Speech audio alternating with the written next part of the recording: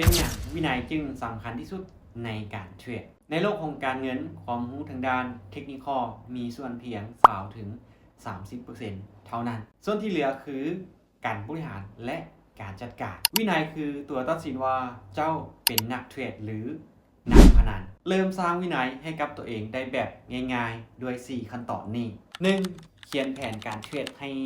ชัดเจนบอเทรดตามความรู้สึกแต่เทรดตามแผนของเรายกตัวอย่างในการที่เราจะออก1ออเดอร์นะเรามีเงื่อนไขอย่างแน่ที่จะให้เราตัดสินใจในการเข้าออเดอร์เราเข้าตามเงื่อนไขของเราบ่เข้าตามความรู้สึกและมีการตั้งเป้าหมายกำไรและขาดทุนที่ชัดเจนยกตัวอย่างเราต้องการกำไรในรอบนี้เท่าใดโดยต้นทุนที่เรามี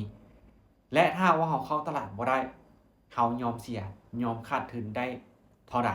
เราต้องปฏิบัติตามแผนว่าจะในเรื่องของการเข้าออเดอร์ในเรื่องของกำไรหรือขาดทุนเราต้องอยู่ในแผนเขียนออกมาให้มันชัดเจน 2. มีกฎการบริหารความเสี่ยงหรือว่า risk management ที่ชัดเจนวินัยจะบ่มีความหมายถ้าว่าเจ้า overtrade หรือออกออเดอร์ไม้ใหญ่ไหนไม้เดียวเขาต้องกำหนดให้ชัดเจนว่าการออกออเดอร์ของเขายอมรับความเสี่ยงได้อยู่ที่เท่าใดอย่างเช่นว่า 1% 2% หรือ 3% ของต้นทุนต่อ1ออเดอร์ที่เขานั้นกดออเดอร์ไปและต้องเฮ็ดตามกฎนี้อย่างเคร่งครัดและสม่ำเสมอบ่ว่าเขาจะมั่นใจซ้ำใดก็ตาม 3. การจดบันทึกการเทรดหรือว่า Trading Journal นี่เป็นอีกหนึ่งอย่างที่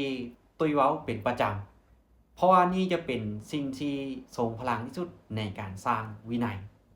คือให้เราจดว่าเราออกออเดอร์ในแต่ละครั้งเราออกย้อนหยังสาเหตุหยังและปัจจัยใดเฮ็ดให้เราตัดสินใจในการ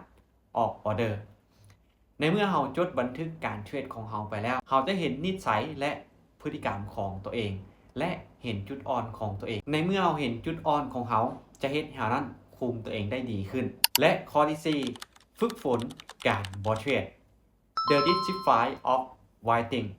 คือวินัยแห่งการรอท่านักเทรดที่มีวินัยที่สุดคือคนที่สามารถนั่งท่าโอกาสที่แมนได้โดยที่บ่กดออกออเดอร์แบบ